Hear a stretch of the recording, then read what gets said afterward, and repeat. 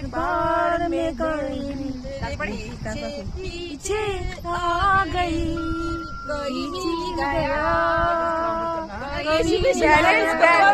Balance এ করতে আমরা আজ এসেছি নৈনিতাল নৈনিতাল ডিস্ট্রিক্টের একটি অপূর্ব সুন্দর মনোরম জায়গাতে বোটিং করছি আমরা 4 জন মিলে। আমাদের বোটিং ফিস ছিল 4 জনের 400, 1 ঘন্টা, অনলি 1 আওয়ার।